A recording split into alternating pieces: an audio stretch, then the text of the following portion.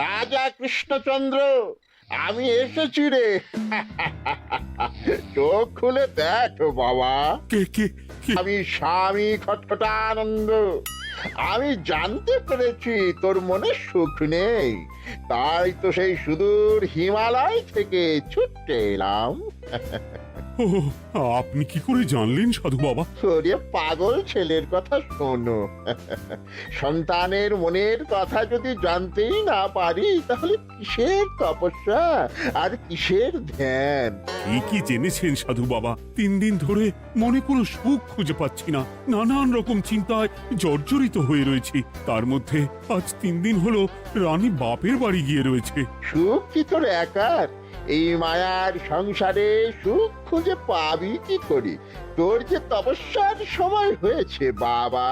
শোন, এই পাথরটা ধর।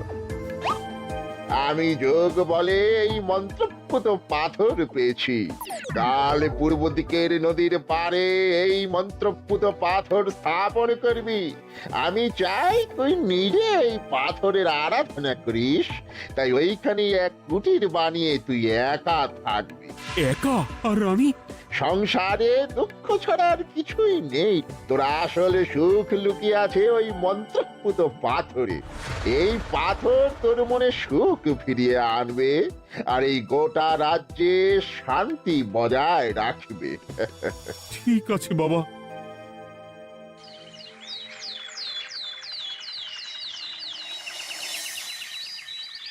জয় বাবা খটখটানন্দের জয়।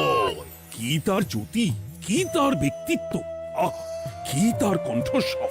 এই মন্ত্রপুত পাথর আমার এবং এই রাজ্যের সকলে সুখ শান্তি ফিরিয়ে আনবে। আজ থেকে আমি সাধু বাবার পরামর্শ মতন এখানেই থাকবো। তোমাদের যার যা যা বক্তব্য আমাকে এখানে এসেই বলবে। কোনো চিন্তা করবেন না মহারাজ, আমি সব সামলে নেব। আপনি নিষ্ঠা সহকারে সাধু বাবার আদেশ পালন করুন। মহারাজ, যার নামেই খট তার কথাই ভরসা করা কি ঠিক হবে? একটা সামান্য পাথর কি করে সুখ ফিরিয়ে আনবে মহারাজ? বিষয়টা কি খটখটানন্দের মতন খটকার নয়? এটা মোটেই সামান্য পাথর নয় গোপাল, এটা মন্ত্রপুত পাথর। আর এসব হচ্ছে বিশ্বাসের ব্যাপার। শুধু তোমার মতন ভাঁড় দিয়ে কি আর রাজ্য চলে? রাজ্য চালাতে গেলে ভক্তি, শ্রদ্ধা, আশীর্বাদও দরকার হয়। ঠিকই, শাস্ত্রে বলে বিশ্বাসে মিলায় বস্তু তর্কে বহুদূর। কিন্তু মহারাজ, রাজ্যটাও তো চালাতে হবে। আপনি এখানে থাকলে এই রাজ্যের কি হবে মহারাজ? একবার ভেবে দেখুন, সাধু বাবা আসল না হয়ে নকলও তো হতে পারে। দেখো গোপাল, তোমার যদি মনে বিশ্বাস না থাকে তাহলে আমি বলবো তুমি আর এখানে এসো না। তবে সাধু বাবার নামে কোনো বাজে মন্তব্য আমি শুনবো না। আমি চাই না আমার এই অবিশ্বাসের কারণে আমার রাজ্যের কোনো ক্ষতি হোক। আর আমি এই রাজ্যের মন্ত্রী, আমি থাকতে তোমাকে রাজ্য নিয়ে বেশি ভাবতে হবে না। তুমি এখন যাও তো গোপাল, যাও। মহারাজকে আর বিরক্ত করো না। পাল না থাকলে এ রাজ্যের কিছুই এসে যাবে না।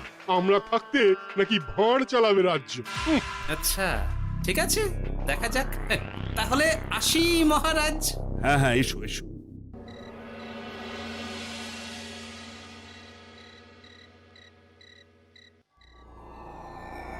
মহারাজ, রানী, তুমি ফিরে এসেছো? এ আমি কি শুনছি মহারাজ? আপনি নাকি প্রাসাদে ফিরবেন না ঠিক করেছেন? হ্যাঁ রানী, তুমি ঠিকই শুনেছ। আমি আর প্রাসাদে ফিরবো না।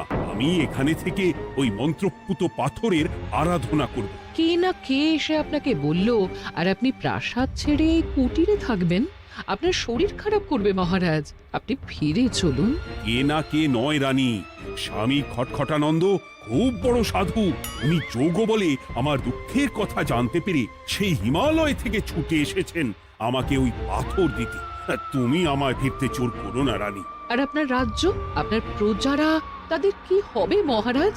সে নিয়ে তুমি ভেবো না রানী, আমি এখানে বসেই মন্ত্রীকে দিয়ে সবটা সামলে নেব। তাহলে আমিও আপনার সাথে এখানে থাকবো। আপনাকে ছাড়া আমি প্রাসাদে ফিরবো না। তা হয় না রানী, সাধু বাবা আমাকে একা থাকতে বলেছেন। এসব ধ্যান যোগ আরাধনা একা করতে হয়। গোপাল সবটা জানে মহারাজ। আমার সামনেও নাম করবে না রানী। গোপালের কত বড় সাহস তুমি ভাবো একবার। ও বলে সাধু বাবা ভণ্ডও হতে পারে। আমার তখন ইচ্ছা করছিল ওর মাথার যে কটা চুল আছে সেটাও ছিঁড়ে নিতে। না না, আমি আর গোপালের মুখ দেখতে চাই না। আপনি উত্তেজিত হবেন না মহারাজ, আপনি বিশ্রাম করুন, আমি আবার কাল আসবো।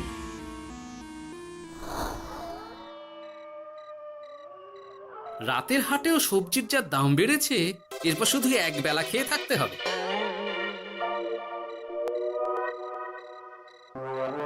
হে ভোলা, বাড়ি না গিয়ে এখানে বসে আছো কেন? দুঃখের কথা কি আর বলবো তোমায় গোপাল দাদা। বলোই না, শুনে দেখি। সামনে বর্ষা আসছে, বাড়ির ছাদটাও মেরামত না করলেই নয়, কিন্তু আমার কাছে তো এখন এত টাকা নেই। তাই ওই গিন্নির সাথে পরামর্শ করে গেলাম মহারাজের কাছে সাহায্য চাইতে।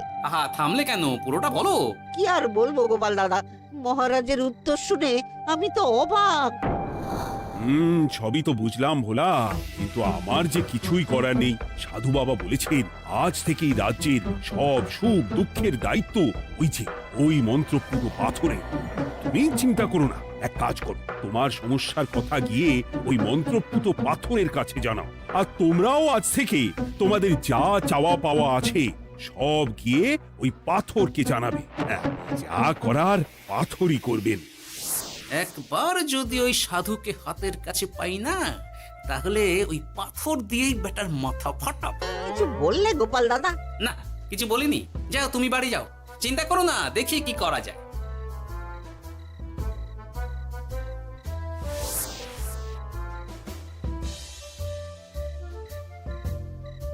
কি ব্যাপার, এত রাতে বটা ঘটা মন্ত্রীর বাড়িতে কি করছিল? কি বটা ঘটা, আজকে মন্ত্রী মশাইয়ের বাড়ি খাওয়া দাওয়া ছিল? খাওয়া ছাড়া কি অন্য কিছু আসে না তোমার মাথায়? চ চ চ, আমাদের অনেক কাজ আছে, চ। আরে এত তাড়া কিসের? বাবা, বটা ঘটার এত কি গুরুত্বপূর্ণ কাজ যে একেবারে ছুটে পালালো? না, ব্যাপারটা তো সুবিধের ঠেকছে না।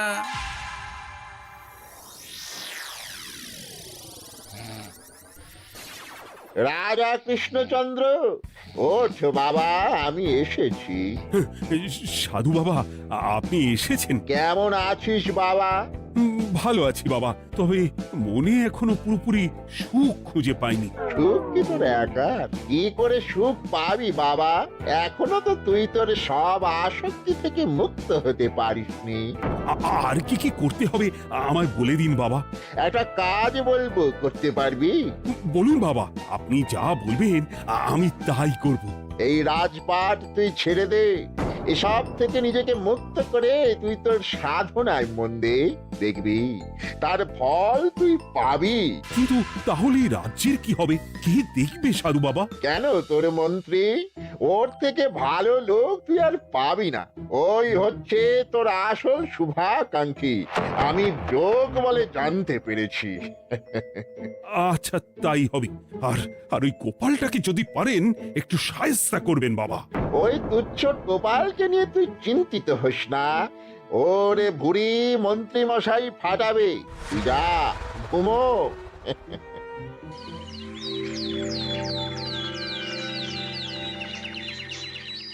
শোনো শোনো শোনো, আজ থেকে মহারাজ কৃষ্ণচন্দ্রের আদেশে এই রাজ্যের ভার এই রাজ্যের মন্ত্রীর। আর মহারাজ নিজে তার কুটিরে নিরিবিলিতে থাকতে চাইছেন। উনি চান না কেউ ওনাকে বিরক্ত করুক। তাই আজ থেকে যার যা সমস্যা সবাই মন্ত্রী মশাইকে জানাবে। মন্ত্রী মশাই যাকে যা বলবেন তাকে তাই শুনতে হবে। শোনো শোনো শোনো। না, মহারাজকে থামাতেই হবে, না হলে বড় বিপদ হয়ে যাবে। যাই।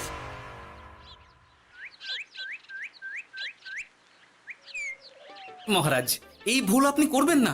মন্ত্রীর হাতে রাজ্যের ভার দিলে রাজ্যের সর্বনাশ হবে মহারাজ। দেখো গোপাল, আমি যেটা করেছি সেটা ঠিক বুঝেই করেছি।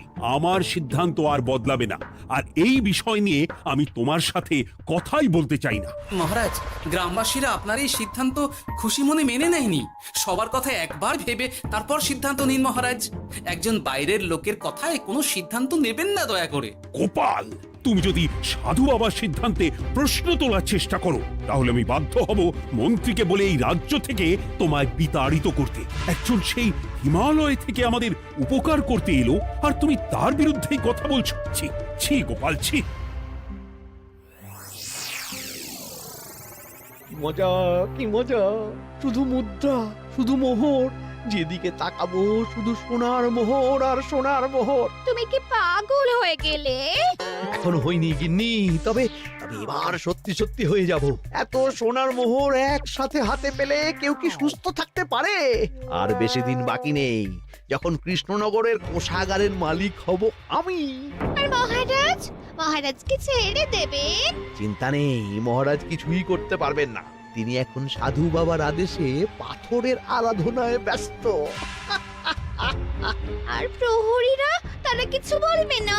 প্রহরীরা তো এখন আমার গোলাম। মন্ত্রীমশাই, মন্ত্রীমশাই, আমরা এসেছি। ওই তো ওরা চলে এসেছে। ওরা কি করবে? ওরাই তো কোষাগার লুট করতে আমায় সাহায্য করবে। রাজ কোষাগার হবে শুধু আমার, আমার, আমার।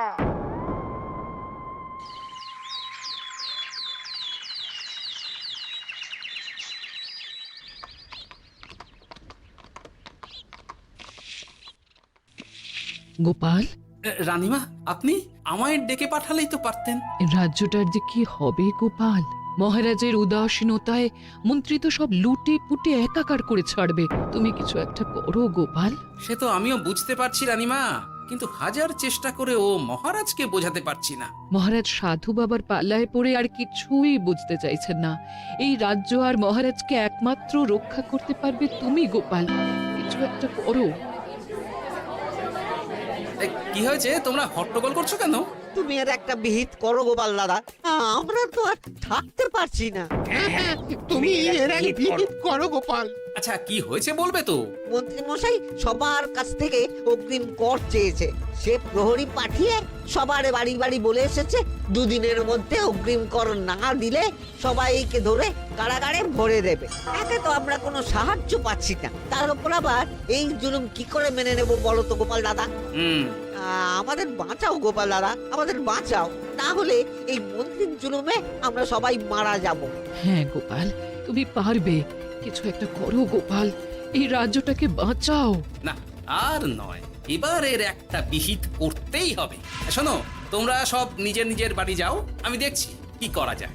মন্ত্রী দুদিনের মধ্যে কর চাইছে কেন? ওর আসল উদ্দেশ্য কি? না, বিষয়টার খোঁজ নিতে হচ্ছে।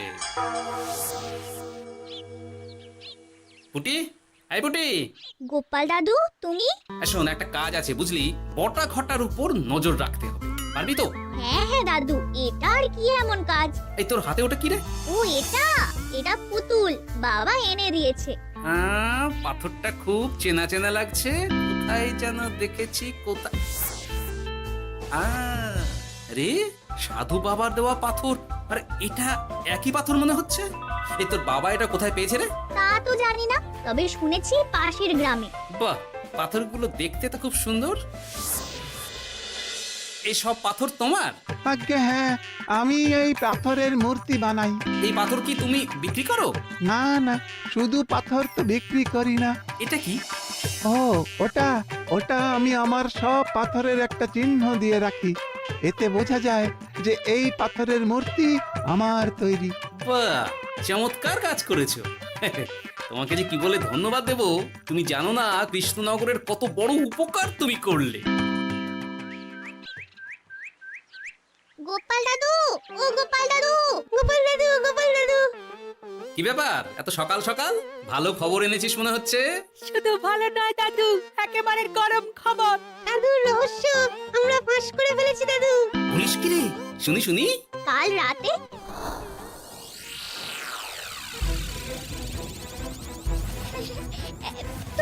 এত সোনা, এত মোহর আমি একসাথে কোনোদিন দেখিনি। এইসব হ্যাঁ গিন্নি হ্যাঁ, এই সব আমাদের সব। ওরে বাবা, আমার তো বিশ্বাসই হচ্ছে না। ভাবলেই গায়ে কাঁটা দিচ্ছে। রে বটা, আজ সাধু সেজে মহারাজের কাছে গেছিলি? হ্যাঁ, মহারাজ তো আজ প্রায় পা ছুঁয়ে প্রণাম করতে যাচ্ছিলেন, কোনো মতে ঠেকিয়েছি। বলেছি প্রণাম নেওয়া আমার গুরুর বারণ আছে। আর আমি তো আজ এমন ধোঁয়া দিয়েছি যে মহারাজ একেবারে কেসে কেসে অস্থির। আর মাত্র 2 দিন, এই 2 দিন খেলাটা চালিয়ে যেতে পারলেই কেল্লা ফতে। আচ্ছা, এবার আমার কাছে পুরো বিষয়টা পরিষ্কার হলো। বাহ, তোরা দারুণ কাজ করেছিস রে। এবার শুধু আজ রাতে প্রমাণটা পেলেই হয়ে যাবে।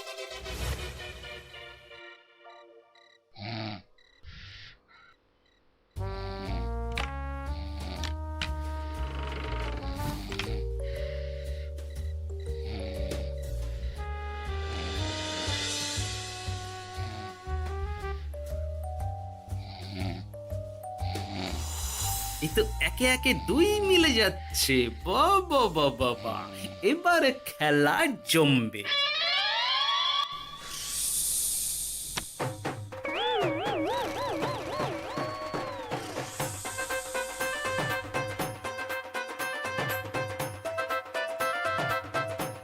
এই ঘটা ঘটা রে, এই ঘরে এত ধোঁয়া এলো কি করে রে? সত্যি তো, এত ধোঁয়া এলো কি করে? ঘরে কি আগুন লাগলো নাকি রে? এই বটা, ওটা কি রে? হ্যাঁ, এ তো ভূত। আমরা তো কিছু করিনি। আমরা কিছু করিনি, বিশ্বাস করো ভূত দাদা, আমরা কিছুই করিনি। তোরা আমাদের পূর্বপুরুষের প্রস্তর খণ্ড নিয়ে এসেছিস। তোদের এত বড় সাহস, আজ আমরা তোদের ঘর মটকাবো। আমরা কোনো খণ্ডমণ্ড নিইনি ভূত দাদা। এই কথা, তুই কি ওনাদের কোনো খণ্ড এনেছিস? না না না না না, আমি তো অমন কিছু আনিনি। আমার মনে হয় ওই আপনাদের কোথাও একটা ভুল হচ্ছে। মহারাজকে ওই পাথর তোরা কোথা থেকে এনে দিয়েছিস? ওটাই আমাদের প্রস্তর খণ্ড, আমাদের 5 পুরুষের সম্পত্তি। ওটা তো আমরা পাশের গ্রামে এক মূর্তি কারিগরের থেকে চুরি করে এনেছি। আপনারা যান না, যান, ওই কারিগরের কাছে ওরকম অনেক পাথর আছে। আমাদের ওটাই চাই। ও বাবা, উনি আবার কে? আমাদের দাদু, তৃতীয় পুরুষ। ও দাদু, এই ছুরি ভূত দাদু, ওটা আনতে গেলে না মন্ত্রী মশাই আমাদের খুব মারবে। খা, ওদের মুন্ডু চিবিয়ে খা। না না, ওরকম করবেন না দাদু ভূত, তাতে আমাদের খুব লাগবে। তাহলে বল, মন্ত্রীর আসল উদ্দেশ্য কি? 2 দিন পর ও কি করবে? 2 দিন পরে মন্ত্রী মশাই কোষাগার লুট করে রাজ্য থেকে পালাবেন। এবার আমাদের ছেড়ে দিন দাদু ভূত। তোদের ছাড়তে পারি একটাই শর্তে। বলুন বলুন।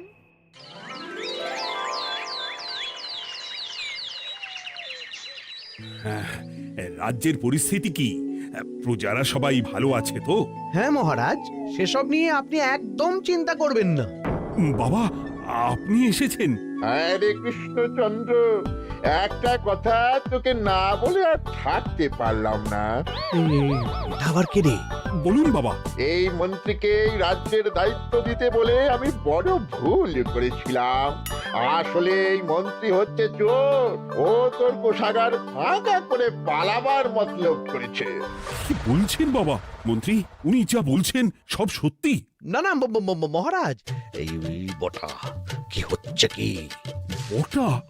তুমি সাধু বাবাকে বটা বলে ডাকছো কেন? আমি বলি কি বাবা, এই মন্ত্রীকে তুই শুলে দে। বটা, তুই থামবি? আমার খেয়ে আমায় ছুরি মারা? ওর কথা আপনি বিশ্বাস করবেন না মহারাজ, ও সাধু নয়, ও ভণ্ড। মানেটা কি? মন্ত্রী মশাই ঠিকই বলছেন মহারাজ। ও সাধু নয়, ও কৃষ্ণনগরের বটা। এসব আপনার আদরের মন্ত্রীর কাজ মহারাজ। মন্ত্রী আপনার রাজ্য লুট করার মতলব করেছে, তাই বটাকে সাধু সাজিয়ে আপনার মন জয় করে প্রথমে আপনাকে প্রাসাদ থেকে তাড়িয়েছে, তারপর রাজ্যপাট নিজের হাতে নিয়ে কোষাগার হাতিয়েছে। আর এই পাথর কিসের গোপাল? পাথর? পাথর এই কারিগরের মহারাজ। উনি পাশের গ্রামে এই পাথর দিয়ে মূর্তি গড়েন। মন্ত্রী বটাকে দিয়ে এই পাথর চুরি করিয়েছে।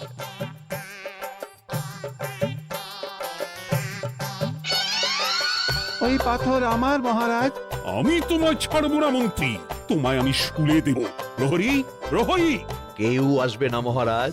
প্রহরীরা এখন আমার কথা ছাড়া আর কারুর কথা শুনবে না।